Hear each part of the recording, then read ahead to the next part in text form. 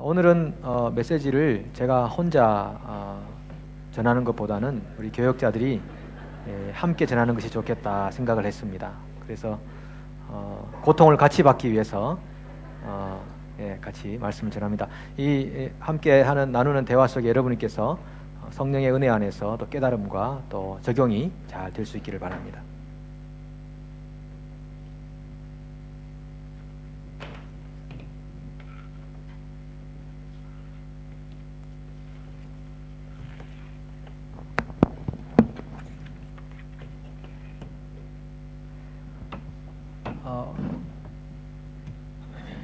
오늘도 참 수고 많으셨습니다. 네, 수고하셨습니다. 수고 많으셨습니다. 주일날 많이 힘드시죠?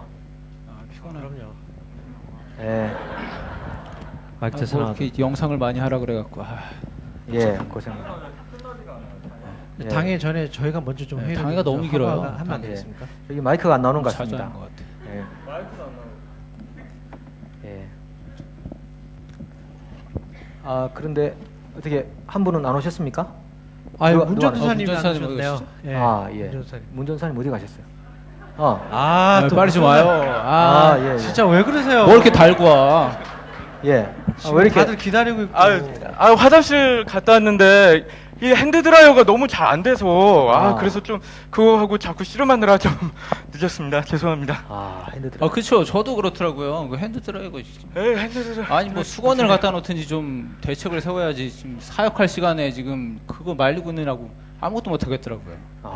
제가 봤을 때는 재정이 문제예요. 재정이 돈이구만. 교회 재정이 조금 더 쓰여져야 할 필요가 있다라고 보고 기본적으로 새 드라이어를 좀 바꿔야 할 필요가 있을 것 같습니다. 아니 우리 동네 저 맥카페만 가도 좋더라고요. 금방금방 마르고. 진짜 근데 우리 500명 600명 성도가 된다 그러는데 그 정도는 뭐 투자해도 뭐 티도 안 날 텐데 말이 안 되는 거죠. 지금 LTE 시대에 지금 그치. 이 드라이어 때문에 지금 기다린다는 것 자체가 말이 안 되는 거고요. 그리고 손 말리는 시간에 모든 것이 변하는 시대입니다. 그렇죠? 그렇기 때문에 지금 엄청난 프로그램을 만들고 있고 지금 에어포트 가시면 다이손 아시죠? 다이손 드라이어. 다이손? 집어넣으면은 10초. 맞아. 집어넣으면 뽀송뽀송 되어지고. 그러니까 제가 봤을 땐 기본적으로 그걸 안 하면 주님의 교회는 비전이 없지 않겠나. 비전이 없다. 기본적으로 힘들어요. 기도할 시간에 화장실에서 시간을 뺏긴다는 것 자체가 말이 안 돼요. 그렇기 때문에 이런 비효율적인 것 같은 건 당장 개선해야 될 필요가 있다라고 생각합니다. 제가 손 말리는 시간에 충분히 회개하고도 남을 시간이거든요. 근데 그런 것들을 좀 그래서 회개를 못 하잖아요. 그렇죠. 아직. 그럼 이 핸드드라이어에 도대체 문제가 뭡니까? 문제가. 기계는 괜찮은 것 같은데 기계 자체는 뭐 큰 문제는 없는 것 같은 이 센서가 작동을 안 해요. 손을 넣으면은 잠깐 나오다 멈추고 손 또 넣으면은 잠깐 나오다 멈추고 그래서 자꾸 넣었다 뺐다 계속 이러고 있는 거예요. 센서가 안 된다. 마이크가 문제예요. 재정이 문제라니까. 다 켜주세요. 네, 그게 아니고 원래 핸드드라이어 센서가 지금 기계 자체가 문제가 없어요. 핸드드라이어 센서가 까만색을 인식을 못하게 돼 있어요. 그래서 머리를 말린다든지 할 때 머리를 들이밀면은 센서가 움직이지를 않아요. 해봤어요? 전도사님 손이 검해서 이렇게 센서가 작동을 안 하는 거지. 내 손이 뭐 얼마나 까맣다고. 사람이 문제네. 목사님 손이 훨씬 까만 것 같구만. 난 괜찮은데? 전도사님이 이렇게 마음이 검으니까 검은 기운이 나오는 거 아닙니까? 무슨 소리예요. 그래서 실제로 불을 켜놓고 화장실에 불을 켜놓고 이 드라이어를 하면 이게 멈추지 않아요. 계속 잘 나옵니다. 불 켜면 안 돼요. 전기 아껴야 되는데 지금 일일이 뭐 그거 작은 일 보는데 불 켜고 보고 어떻게 그래요? 전도사님 맨날 불 켜고 자원도 안. 지금 성도님들한테 이렇게 손이 검은 분들을 좀 하얗게 만드시라고 하는 게 우리한테는 최선인 것 같아요. 그게 더 빠르겠네. 빠른 일이 될 수 있겠네요. 그럴 수도 있겠네요. 근데 제가 볼 때는 이 센서가 작동 잘 안 되는 거는 문전사님이 센스가 없어서 그런 것 같아요. 제가 센스가요? 네, 센스가 없어서 그런 것 같아요. 저 센스 있어요, 좀 목사님. 말하기 좀 곤란하지만 굳이 뭐 말할. 좀 센스 있어요. 왜 이러세요? 지금도 봐. 진짜. 좀 그렇잖아. 사역을 어떻게 하는지 몰라요. 아무래도 여기 사모님이 이 자리에 계시면 아마 크게 공감할 것 같아요. 힘들죠. 얼마나 맨날 봐야 많이 되는데. 힘드시고 얼마나 힘드시겠어요. 어려우신지. 그래서 제가 이 센스가 있는지 없는지 한번 제가 테스트를 몇 가지 해보도록 하겠습니다. 우리 교회 앞에 이렇게 도로가 있는데 네. 그 도로의 속도 제한이 몇 킬로인지 아세요? 당연히 50km죠. 아니 50km 아니에요? 무슨 소리예요? 그거는 센스 법정 이야기하는데, 규정이고 지금 우리 성도님들 50km에 안 오거든요. 60km에 오거든요. 언제 와요? 무슨 소리예요? 제가 말씀드린 다 지각하지, 코먼 그냥. 센스를 말씀드린 거예요. 코먼 센스. 아, 60km 하면 불법이에요, 코먼 불법. 센스 그거. 60km죠. 그걸 어떻게 센스가, 지켜요, 그거를? 네, 좀 부족하긴 부족해요. 그리고 교회 자 그러면 이 교회 들어올 때 건물 입구에 글자가 적혀 있어요? 네. 무슨 글자가 적혀 있죠? 당연히 주님의 교회라고 적혀있죠. 정말 부끄럽습니다. 주님의 교회 아니에요? 진짜 바깥에 말고 여기 진짜. 건물 입구에. 건물 입구면은 주차 금지. 뭐라고요? 주차 금지? 그냥 못 들은 걸로 해. 여러분 다른 분들 다 아시죠? 다 알죠. 당연히 알죠. 알죠. 굳이 말을 할 필요가 아니 뭐예요, 없어. 뭐? 사역 뭐예요? 원투데이 하는 것도 아니고. 뭐예요? 알죠. 모르는 것 같은데 이거. 예. 세임 스피릿이 아니야. 자 그럼 먼저 마지막으로 하나 물어볼게요. 센스가 있는지 없는지. 제가 지금 무슨 생각하고 있죠? 모르잖아요. 센스가. 몰라? 그걸 몰라. 여러분 아시죠? 오타후 가시려는 거 아니에요? 지금 목사님 쌀 수밖에 없어요. 예. 성경 좀 이상한데. 아니면 전에 있었던 오늘의 교회 때가 아직 안 빠진 것 같아요. 그러니까 그러네. 문제다 사람이 센스가. 답답하네. 여러분은 센스가 있으십니까? 여러분은 핸드드라이어 잘 되십니까?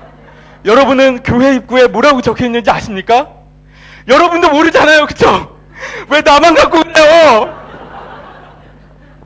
자 이제 뭐 우리가 뭐 센스 없는 건 다 아는 일이니까 더 이상 얘기하지 말고 네. 이제 부활절 예배를 이제 이번에 우리가 함께 드리지 않습니까? 네, 네. 근데 이게 어린이부터 어른까지 다 오는 예배라고. 그래서 굉장히 메시지를 어떻게 전하는 게 참 이 제대로 부활의 의미를 전달할 수 있을지 굉장히 고민이에요. 이거 어떻게 하면 이 메시지를 제대로 이 부활이라는 주제가요 좀 어려운 것 같아요. 부활이라는 주제가 특히 어린이나 청소년들한테는 제대로 이렇게 이야기해주기 좀 되게 난해한 곤란한 그런 부분이 있지 않나 생각해요. 아니 부활 뭐 어려운 게 뭐가 있어? 그냥 덮어놓고 믿으라 그러면 되는 거지. 부활 안 믿어요? 덮어놓고 그렇죠. 네, 믿어요. 네. 뭐 설명해봤자 뭐 설명한다고 이해할 것도 아니고 그거 어차피 일일이 설명해요. 그냥 제가 봤을 땐 그런 생각들이 믿는 거예요, 그냥. 문제라고 생각합니다. 왜냐면은 덮어놓고 믿는다는 건 믿음 자체는 믿음이 아니라 그냥 덮는 거거든요. 그래서 그다음에 오늘날 믿음이잖아. 기독교 안에 많은 문제들을 갖고 오는 큰 이슈 중에 하나가 덮고 믿기 때문에 이 문제가 생기는 그게 거예요. 믿음이지. 그게. 그래서 어떤 그 믿음뿐인 기독교, 그 젊은이들이 좀 싫어하는 기독교죠. 믿음만 강조하는 기독교, 매력 없고 생각이 없이 믿어야 되는 그 바보 같은 종교, 어떤 고등 종교 같지 않고 좀 무조건 믿어야 되는 거, 그거 믿음을 주입시켜나 강요하지 말고 부활의 의미를 좀 잘 고민해서 그걸 적용할 수 있는 방법들을 좀 찾아봐야 될 메시지를 한번 생각해봐야 될 것 같아요. 전도사님은 그러면 부활을 역사적인 사실로 이렇게 믿으라, 이게 역사적인 사실이다, 이걸 가르치는 게 별로 중요하지 않다고 생각해요. 중요하지 않죠. 왜냐면은 이해도 안 되는 것을 어떻게 믿을 수가 있어요. 그렇죠. 이해가 일단 돼야죠. 그러니까 덮어놓고 믿는 믿음은 아무런 의미가 없어요. 그렇기 때문에 그냥 믿어서 우리의 신앙에 어떠한 의미도 없을 뿐더러 이제 기본적으로 부활의 그 의미를 생각해서 적용을 해야 되는 먼저 그 파운데이션이 필요하지 않겠나 그런 생각. 근데 저희가 연합 예배를 드리잖아요. 연합 예배를 드리면 아동부부터 좀 청소년부 아이들도 좀 이해를, 부활의 의미, 적용 이런 것에 대한 이해를 하기 힘든 아이들이 되게 많이 있거든요. 그러면 어른들만의 예배가 되고 좀 높은 신학적인 수준을 가진 사람들만의 예배가 그러면 이 되는 아동부 아이들한테는 어떻게 부활을 얘기해 주는 게 좋을까요? 일단 쉽게 어른들도 공감하실 수 있고 아동부 아이들한테도 좀 접근을 하려면 스토리텔링 형식이 좀 좋다고 생각을 해요. 부활이 2000년 전의 사건이 그냥 뜬구름 잡는 사건이 아니라 지금 오늘 내 삶 속에 마치 내가 지켜보고 있는 듯이 목사님께서 잘 이렇게 묘사를 잘 해주셔서 예수님께서 죽었다가 3일 만에 탁 부활하시는 어떤 그런 장면을 잘 설명해 주시든지 아니면 예수님께서 나사로를 딱 살려주셨던 그런 장면을 잘 설명해 주시는 게 좋지 않을까요? 그렇군요. 그 말이 안 된다니까요? 그런 식으로 하면은 이게 그거예요. 잘 보세요. 그런 연극하고 스토리텔링하고 그런 거 말이 안 되는 거 부각시켜. 예수님은 정말 단순하게 부활하실 수도 있는데 그걸 너무 exaggerate하는 무슨 말이야? 과장. 너무 과장하는 이해가 안 그런 걸 해가지고 그거 자체가 비보금적이라는 거죠. 그러니까 기본적으로 그러니까 마찬가지로 제 아들이 내년이면 아동부에 들어가는데 문제가 됩니다. 잘 네, 기억하세요. 그게 뭐냐면 벌써 아동부에 뽀로로 들어가네. 같은 경우도 그렇고 산타도 그렇고 너무 가장적으로 얘기하고 실제적인 것처럼 그렇게 얘기하니까 얘네들이 진짜인 것처럼 믿잖아요. 아니 그 뽀로로가 자체를 부활하지는 않았잖아요. 부활이 문제가 아닌 거죠. 그 자체를 과대한 거 그런 걸 하니까 이제 문제가 되는 거죠. 블라인드 페이스가 된다니까요. 그렇게 된다. 전사님은 항상 이렇게 영어로 해서 말을 이기려고 하시는데 네. 부활의 역사적인 사실 그대로를 먼저 믿어야지 그 다음에 해석이 중요하고 적용이 그렇지, 중요한 그렇지. 거예요. 제발 그렇지. 믿어주세요. 전도사가 그러니까 그렇게 믿음이 없어도 되겠어요? 목사 하겠어요? 그래서? 그런 무적정 덕구 믿는 믿음을 어떻게 그걸 믿음이라고 할 수 있냐라는 거죠. 그러면 이게 굉장히 이게 어려운 일인데 어린이로부터 어른까지 자 부활을 실제적으로 이해하고 경험할 수 있도록 할 수 있는 좋은 좀 방법이 없을까요? 무슨 방법 없다니까요. 그냥 덮어놓고 없어요? 믿으라고 그러면 되는 거지. 덮어놓고 아니 저도 그렇게 해서 여태까지 이거 준비가 안 되겠네. 됐잖아요. 교회로 아, 옮겨가야지. 덮어놓고 아니 실제로 죽어볼 수도 없는 거고 뭐 죽은 사람이 다시 살아난 거 본 적도 없고 그렇다고 뭐 마음에 안 드는 사람 죽이고 살려달라고 뭐 살릴 수도 없는 거고. 그래서 제 이야기가 아니, 그 죽는다는 의미 그 자체가 어차피 나중에 죽게 되는데요 뭐. 말도 못 하잖아요. 얘기하셔요. 그 만약에 죽음이 의미 이런 것만 적용하게 된다면 사실 신학적인 흐름이 그런 게 있었지 않습니까? 그래서 이 신학자들이 알고 보면 우리가 보기에 어때요? 믿음이 없는 것처럼 보인다는 거죠. 근데 목사님 우리 교육자들 중에서도 신앙 검증 좀 하고 뽑아야 되는 거 아닙니까? 네, 좀 필요해요. 너무 막 뽑으시는 그런 것 같기도 해요. 대화가 안 되네요. 당신이 믿고 있는 믿음이 없어요, 믿음은 믿음이 아니에요. 당신이 믿고 있는 믿음은 세뇌를 시킨 거야. 지금 그 당신의 삶 가운데 어떤 교육자가 있었는지 모르겠지만 당신의 삶 가운데 블라인드 페이스를 씌워준 사람이에요. 그거 잘 생각해봐야 돼요. 그거 블라인드 페이스라고요. 그렇게 믿는다는 것 자체가 무작정적인 믿음이기 때문에 세뇌죠. 그럼 내가 지금 뭐 신데렐라 읽으라고 믿음 가지라면 믿어야겠네. 그 신데렐라가 하나님이겠네? 목사님 저기 언어도 좀 이렇게 검증이 필요한 것 같아요. 언어로 검증이 좀 필요해. 문제가 많아. 한국말로 당신이라는 말은 3인칭일 때는 존댓말인데 그치. 2인칭은 아내한테만 써야 돼요. 네. 그 나쁜 말이 되는 거예요. 그렇지 아내는 아닌데. 기분 막 나쁘다고 갖다 써요, 내가 막 갖다 당신이라고 얘기한 거예요. 말을 지금. 영어만 잘하고 진짜.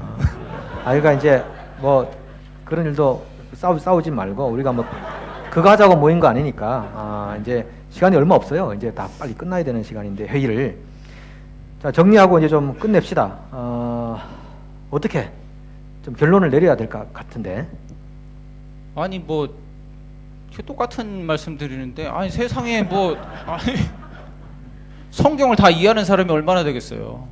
과학자들이 지금껏 2000년 동안 뭐 신학자들도 그렇고 성경 이해하려고 그러고 적응하려고 그러고 그렇게 했는데 우리가 그 사람들보다 나을 게 없잖아요. 그 사람들도 못하는 거 우리가 어떻게 하냐고. 그러니까 정말 그냥 믿는 거예요 그냥. 이게 지금 그게 장로 감사하죠. 신학 대학원을 나오신 분의 입에서 나온다는 것 자체가 좀 이해가 안 가는데 그렇기 때문에 우리가 과학자들보다 해석을 못 하잖아요. 그렇기 때문에 부활의 정신을 이야기하는 게 중요하다는 거죠. 그래서 실제적인 역사인가 이야기를 얘기하는 것은 중요하지 않고 그 자체에 이제 그 적용 가운데서 생각해야 되고 왜냐면은 의심 없이 그냥 믿고 살다가 아이들 때는 믿겠죠. 청소년 때도 대충 믿겠죠. 청년 때 되면은 이게 디벨롭 하면서 성장하면서 그 이게 정도는 안다. rational thinking이 시작한다는 거예요. 이성적으로 아시겠어요? 이성적으로 생각하면은 무조건적으로 믿던 믿음이랑 그 rational thinking이랑 클래시가 된다고 부딪힌다고요. 부딪혀가지고 교회를 떠나가기 시작한다라고요. 저 정말 답답하네. 장로 기도 신학 장난 아니네. 저도 좀 그렇게 생각하는 것 같아요. 그 사도 바울이 믿음에 대해서 참 많이 얘기를 했잖아요. 사도 바울이 믿음에 대해서 참 많이 얘기했는데 그게 그냥 덮어놓고 믿으라고 믿은 거였나? 좀 이렇게 생각이 드는 것 같아요. 정말 그냥 덮어놓고 믿으라고 했으면은 사도 바울이 그렇게까지 긴 편지를 쓸 필요가 없었지 않을까요? 그러면 바울이 얘기했던 그 믿음은 어떤 믿음을 얘기하는 거예요? 바울이 얘기했던 믿음은 제 생각에는 여기 두 분이 말씀하신 그 믿음에 대한 이야기와 우리 정전도사님이 말한 이야기가 이게 좀 이렇게 합쳐져서 이게 어떻게 되는 거죠, 목사님? 센스가 없어. 잘 나간다 진짜 했어요. 정말 부끄러워 죽겠다 정말. 내가 부끄럽다 진짜. 어디 가서 못하겠네, 발북한지 진짜. 나왔다는 얘기 하지 마세요. 예, 아. 뭐 크게 기대한 건 아닙니다. 그러니까 우리가 이제 결론을 좀 내려봅시다. 그러면 이제 두 분들이 얘기했던 그 믿음, 무조건 믿어야 된다. 그 역사적인 사실이다. 그거하고 우리 전사님이 얘기했던 적용, truth, truth, 진리, way. 왜? 어쨌든 이 믿음과 이 적용을 동시에 한번 생각해 봅시다. 그러면 뭔가 답이 나올 것 같아요. 그죠? 믿음과 적용. 그래서 예수님께서 무덤을 열고 나오신 사실은 역사적인 사실이다. 이거는 한번 우리가 실제적으로 진리로서 믿고, 그리고 우리가 죽어서 나중에 부활을 얻어서 영생 얻는 그런 개념보다도, 여긴 덮어놓고 믿는 믿음은 그런 믿음이거든요.